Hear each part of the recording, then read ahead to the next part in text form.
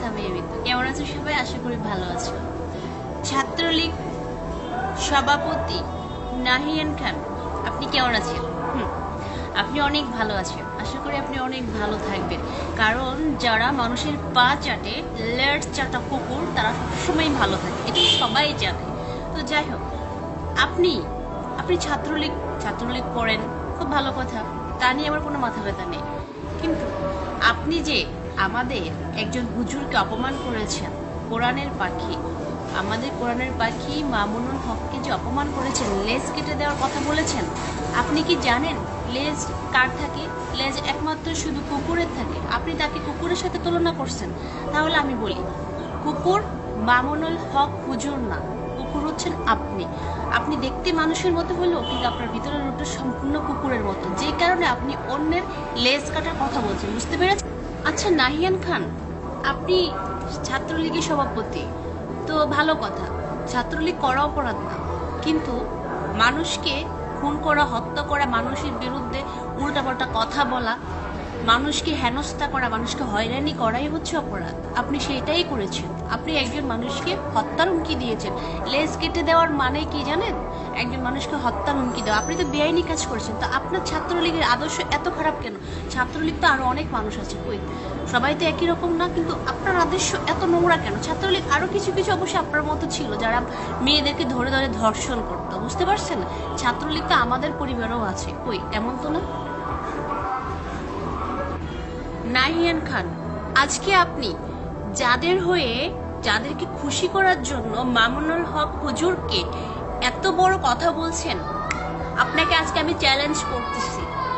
আপনি আপনি যখন আপনার খারাপ সময় যখন আসবে, তখন আপনার পাশে কোনো মানুষ থাকবে না।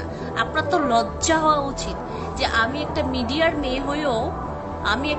মেয়ে অল টাইম গান বাজনা নিয়ে পড়ে থাকি, তারপর আমার ভিতরে যে লুকায়িত যে ইসলামের একটা ভালোবাসা রয়েছে, সেই জায়গা থেকে যখন কেউ ইসলাম নিয়ে কটূক্তি করে, আমাদের নবী রাসূল নিয়ে কটূক্তি করে, আমাদের হুজুরদের নিয়ে কটূক্তি করে, তখন সামিয়া মিতুর প্রতিবাদ করে। আপনার লজ্জা হয় না একটা মিডিয়ার মেয়ে হয়ে ইসলামের জন্য, হুজুরদের জন্য প্রতিবাদ করো? অথচ আপনি একজন ছাত্রলীগ সাধারণ মানুষ হয়েও আপনি ইসলামকে প্রাধান্য দিতে পারেন না, ইসলামকে গুরুত্ব দিতে পারেন না। মামুনুল হকের অপরাধটা কি?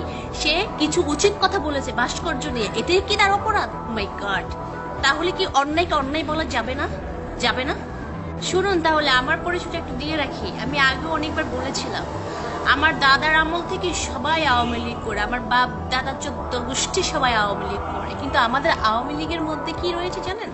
সত্যকে সত্য আর মিথ্যাকে মিথ্যা। আমাদের আওয়ামী লীগের মধ্যে ছিল কি জানেন? সবাই মিলেমিশে কাজ করা, কারো পাশা দিয়ে আঙ্গুল দেওয়া না, ঠিক আছে? মিলেমিশে কাজ করাটাই ছিল আমাদের আওয়ামী লীগের ধর্ম। কিন্তু আপনাদের ছাত্রলীগের ধর্মটা এমন কেন? মেয়েদের ধরে ধরে ধর্ষণ করা, মেয়েদের ইজ্জত নিয়ে চিলিমিলি খেলা, একজনে আরেকটা বিয়ে করে পেট লাগাইয়ে দেয় আর দোষ দেয় নূরের উপরে। আপনাদের ছাত্রলীগের ধর্মটা তো খুব সুন্দর হয়ে যাচ্ছে দিন দিন, বুঝেন নাই? যাই হোক, আপনাদেরকে অ্যাওয়ার্ড দেওয়া দরকার। শুধু এইটুকু বলে রাখি, নবী রাসূল নিয়ে এবং হুজুরদের নিয়ে বেশি চুলকানি দেখাবেন না, ঠিক আছে? বেশি চুলকানি দেখালে বাংলার জনগণ, মানুষ কিন্তু আর বসে থাকবে না। মানুষ কিন্তু না আগের মতো এখন আর আপনাদেরকে ভয় পায় না। আপনাদের আসল রূপ তারা জেনে গেছে, ঠিক আছে? এই যে মিজানুর রহমান আজহারি কি দোষ করছিল? আপনাদের চুলকানি, তাকে এই দেশ থেকে চলে যেতে হইল। আপনাদের কাছে মানে কি উচিত কথার কোনো দাম নেই?